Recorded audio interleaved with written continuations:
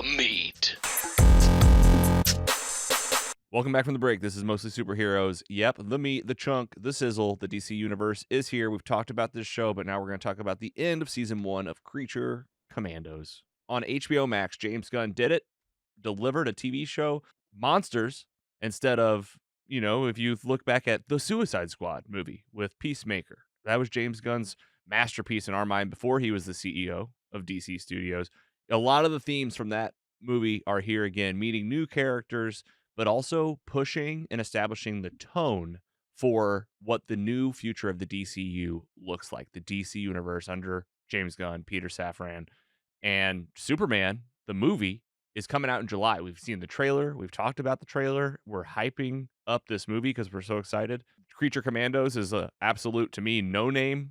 I don't know these people. It was exciting to get this title. Superman is kind of like the one you'd be looking for as a DC fan. It's so cool that we're getting it that quick. And so if you want to know what this DC universe is going to look like, this show did a great job, and I'm really impressed with the season overall. So we'll go and give that full spoiler alert. A lot of help today from IGN, Screen Rant. Hey, it's Jenna Anderson from Phase Hero Podcast. A lot of help from all these folks as we've been, they've been doing a great job covering Creature Commandos throughout the process, writing great reviews, doing full episode synopsis. We did our best to get our reactions out along the way.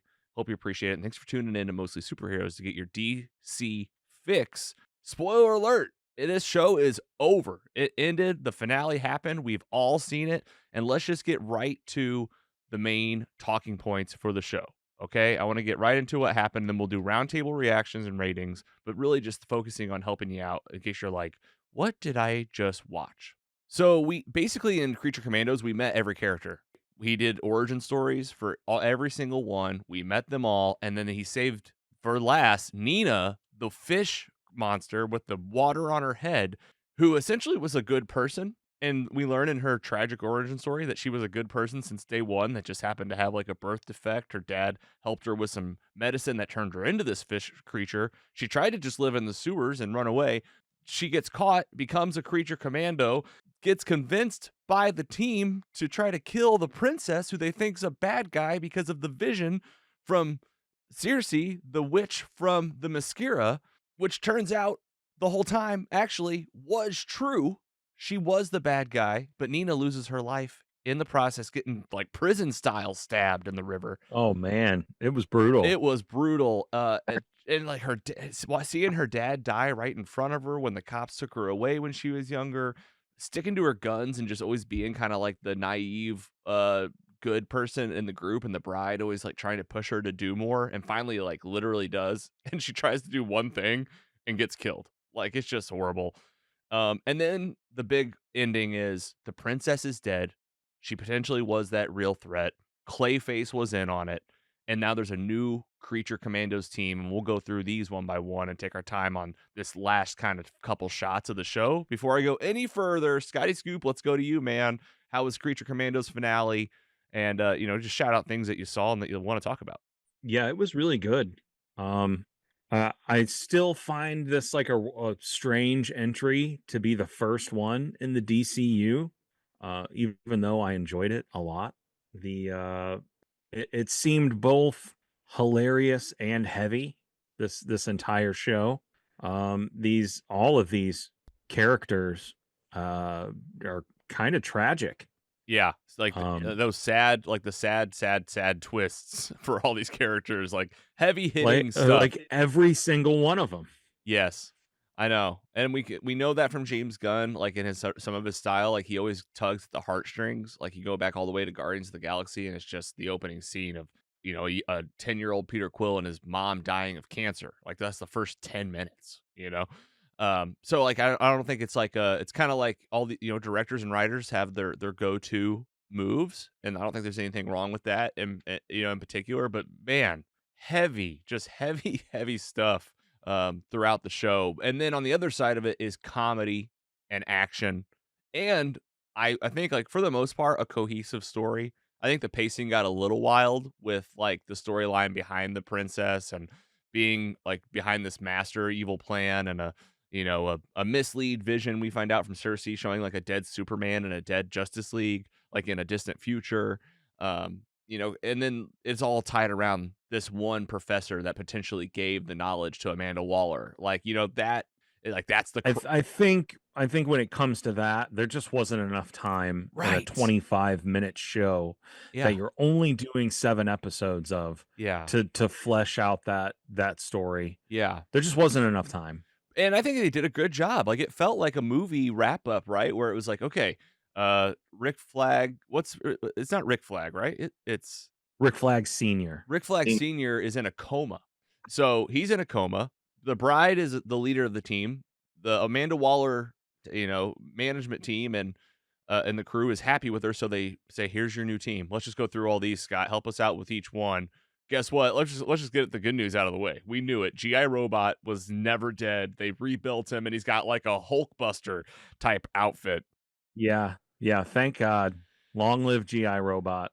Gotta kill those Nazis. Who else was in there? Nosferatu or Nosferata or Uh, I ma- don't, or I don't recall. or potentially it I was potentially the know wife of Man Bat.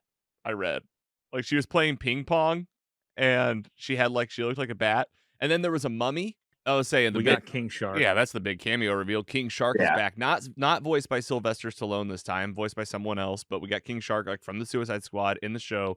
And Andy, those answers are actually Yeah, Nosferata. yeah, here you go. Andy or Scotty's Googling it. Jenna Anderson, too. We're going to play a clip from her podcast channel, Read More Comics, I believe, here briefly.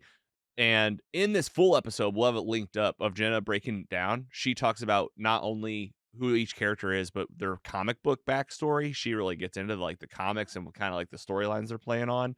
But yes, Nosferata, she was in there. Phosphorus is still here. Weasel's still here. And we know that the show has already been cleared for a season 2. So you can kind of Yeah. look forward. We don't know what's going to happen in between in DCU titles, but we know that this general team will probably be back around. So let's get a little more help from IGN. Alex Zalbin over there, and he wrote an article on January 9th. There's a slew of other setups for the DCU throughout the series, and we won't run them all down in this article, which is linked in our episode description. But here are a few dangling plot points. We talked about Clayface. Clayface is awesome. I can't believe it made it into Creature Commandos. Very much dead as of this episode. Like it looked like Clayface is dead, but we know that there's going to be a Mike Flanagan's Clayface movie, and that the characters like in Harley Quinn. And I'm not saying all these things are talking to each other, but the character's too big, and he's made out of clay. He'll probably be back. Yeah, he's definitely. I don't know if you've ever seen any episode of Batman the animated series. Clayface is not dead. And Andy's a diehard Batman. You remember Clayface, dude? How fun was that? It was great.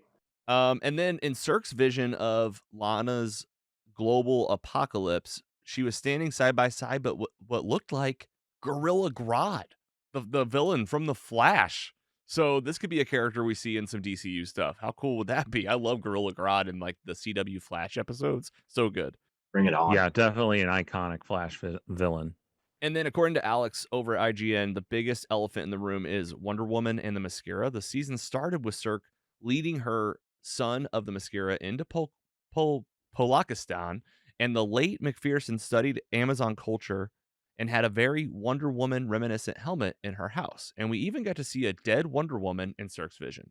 We know the DCU has plans for Superman and Batman, but what about the third part of the Trinity? There's a lot of setup here in Creature Commandos. As far as we know at this point, no payoff. Come on, Wonder Woman. The whole world's waiting for you. So IGN, Alex Sullivan helping us out. Definitely would. I mean, the Wonder Woman was part of this storyline to me. Like, you can't talk about the Mascara without thinking about Wonder Woman. So you got to have a payoff to this at some point. Giggler, where were you at with the show, man? Let's get some reactions and thoughts. Yeah, I love this show. Honestly, impressive with such short episodes, a short season that they were able to flesh out these characters. It's James Gunn does it time and time again. I loved it. Like it, I was a little bit skeptical at first when I realized that they were going to just do the thing where each episode's kind of dedicated to one character and you get a little bit of backstory, but it was extremely impressive how they did that and also kept going with the full story throughout the season. And we get these little little hints and breadcrumbs for what the DC is going to be like going forward. Definitely was excited to see the Batman silhouette that everyone was commenting on a few weeks ago. I'm not going to sit here and try to guess who's going to be the Batman off of that, because James Gunn himself doesn't even know that yet, which he said to follow up on that. But honestly, like you said, like in the Screen Rant article, there could be some obviously connections to Wonder Woman there. So here we go. It's a good start for sure. I mean, Gods and Monsters was chapter one of James Gunn's universe here, so I think this is a good way to start it. And I'm definitely excited for the season 2 of this and how this all connects to his universe going forward. Yeah, The Weasel, fair share. though, the Weasel episode was unreal. Like, I just was not expecting that at all. That I'm going to care about this Weasel more than anything that can't even speak English, more than all these characters. But damn, I love him. Fair And share. we still don't really know his origin. No, we just saw like a story about like when he was We know like, how he got put in prison. right, Yeah. how he got caught. Yeah. And now a break. Captain America: Brave New World in theaters this February 14th, 2025. Feeling overwhelmed with MCU stuff? Want to kind of learn about it in a casual, fun way? Come out and join Mostly Superheroes at Four Hands Thursday, January 23rd, 2025. The Four Hands Brewing Company in downtown St. Louis.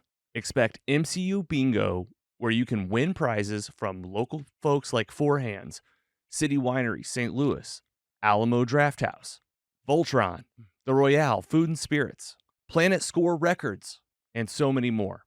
RSVP at mostlysuperheroes.com/events or on Facebook. You can also walk in and sign up that night. There'll be individual play, group play. You can be on a team. It'll be interactive, stuff on the screen. Learn about the MCU, play some bingo, win some prizes at Four Hands Brewing Company with Mostly Superheroes. And we'll see you January 23rd. That's a Thursday night from 6 to 9 p.m.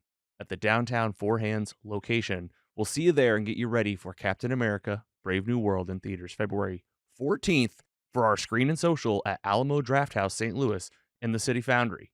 All of this and more at mostlysuperheroes.com/events. Hey, superhero fans, it's Logan here from Mostly Superheroes. To celebrate 40 years of Voltron, we've got something truly special for you.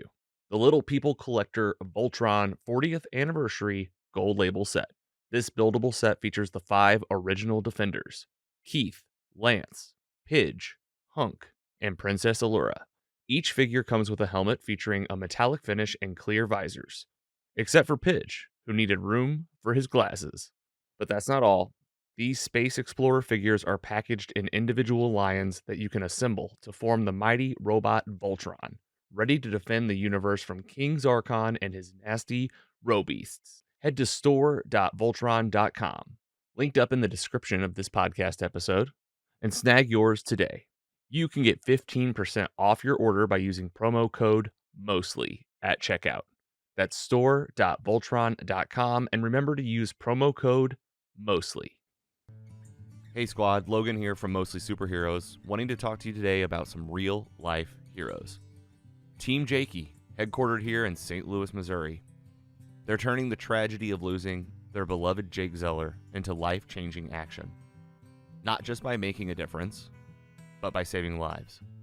Team Jakey supports both the American Foundation for Suicide Prevention and Provident Behavioral Health here in St. Louis. Join us at their annual Gentleman Jake Memorial Cornhole Tournament. It's more than just a game. It's a community coming together to lift each other up with some of the world's best prizes. If you're feeling down or know someone who is, Team Jakey's here with a message of hope. Reach out by calling 988. You can also visit www.afsp.org or text TALK to 741-741. You're not alone, and there's always a way forward. Someone's waiting for your call or text message. Search for Team Jakey on Facebook and learn more at www.mostlysuperheroes.com/give. Every bit helps, and together, we can make a difference. All right, back to the show. All right, and then next up from Screen Rant, help from Ben Gibbons, Kevin Erdman, Matt Davis Wood, and Daniel Fernando and Gil Suarez helping us out. A lot of coverage from Screen Rant on Creature Commandos, doing the hard work, writing those daily briefs. And speaking of briefs, there's just some thoughts on the post-credit scenes. There was one. Actually, there was just one, right?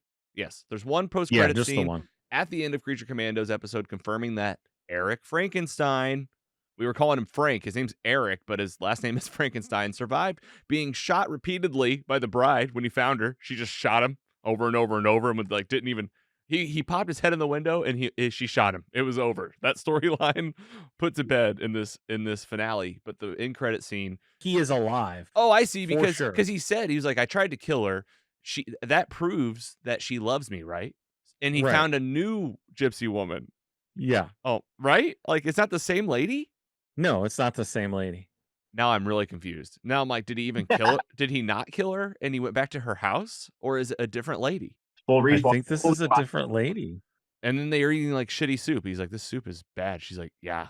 Yeah. And there's no dog. There's no dog. What happened to that dog? Uh-oh. I don't want to know. All right, more Frank in the future. We'll see. And then, yeah, go read some comics with Jenna Anderson, Phase Hero podcast, her YouTube channel. Go read some comics with Jenna. Scotty, I think you might like this channel, just so you know. She is really Oh, good. yeah, She's got it. sure. She's got it sharp. This is like a 7-minute breakdown of her talking about Creature Commandos. I just pulled out a highlight from the end of the episode toward the end, so you can get a little taste. But go read some comics with Jenna is the YouTube channel. Go subscribe. But hear from Jenna in the meantime right now.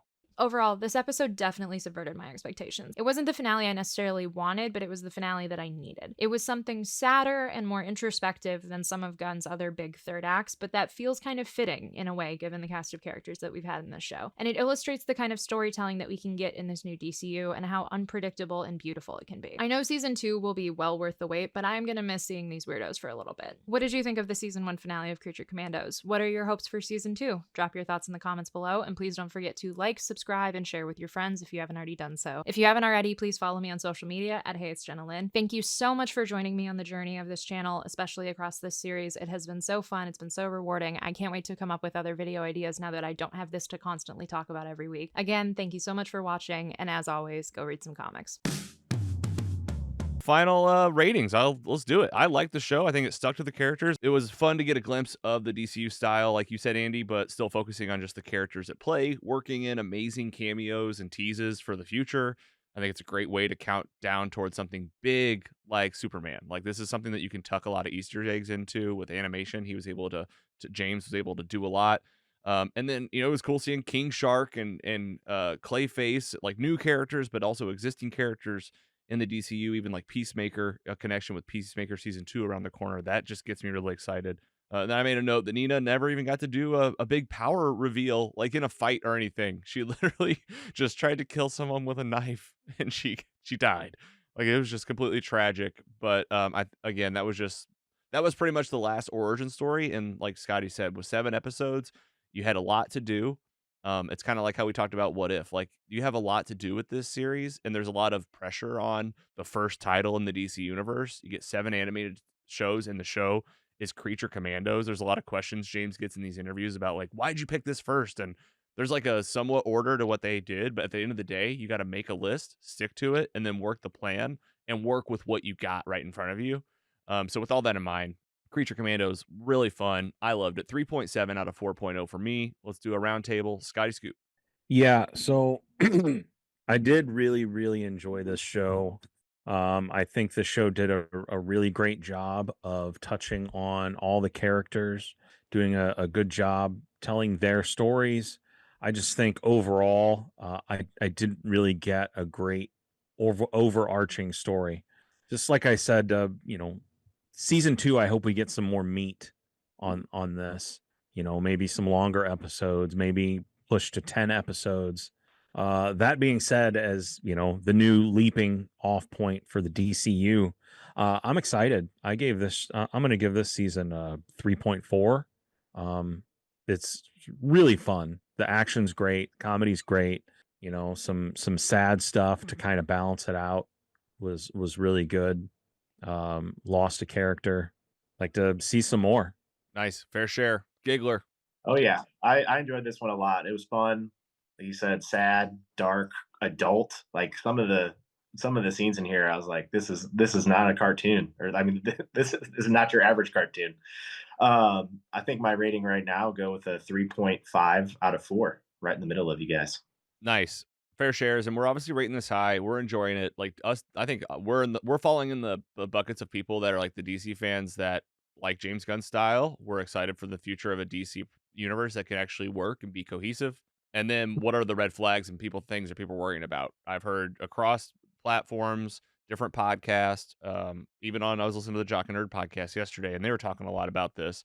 That James Gunn does have a particular style. He's also, he does the heartstring, the family stuff, the deep emotional team, a lot of team stuff. Yeah, things kind of do fall around a team.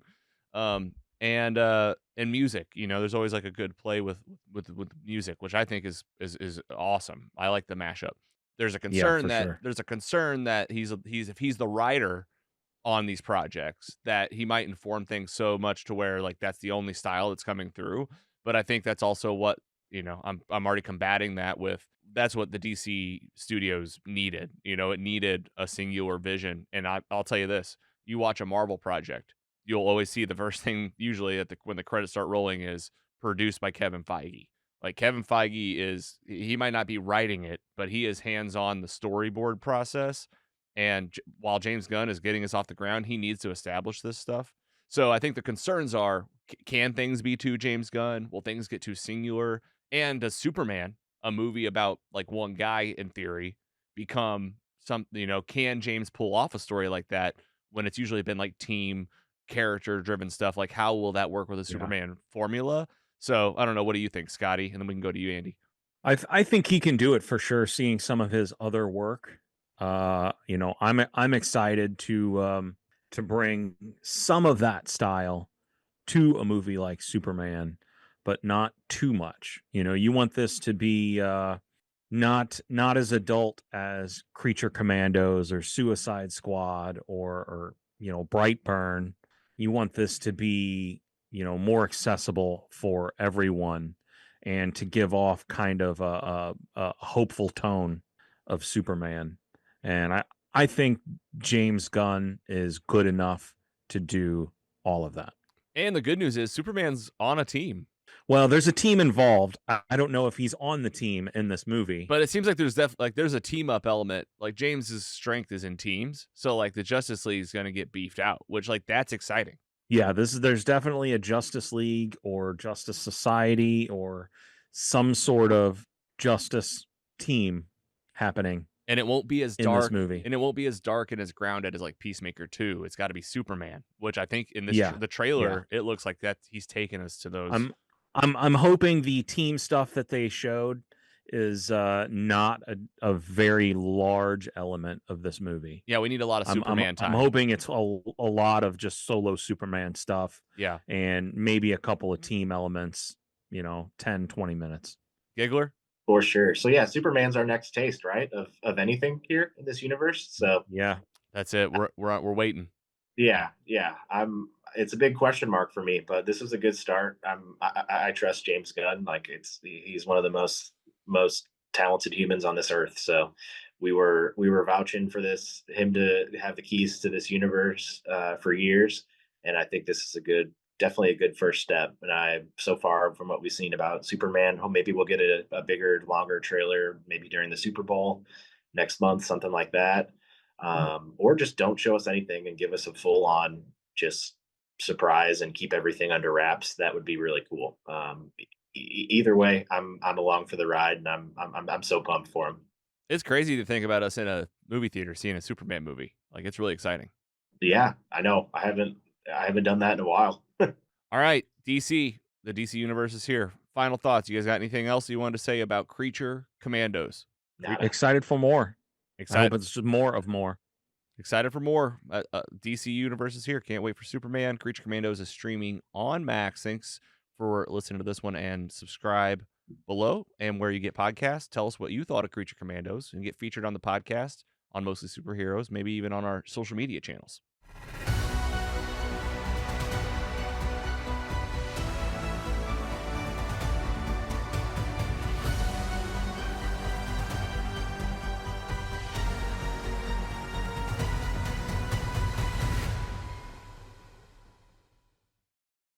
Mostly Superheroes is proud to be funded in part by our sponsors.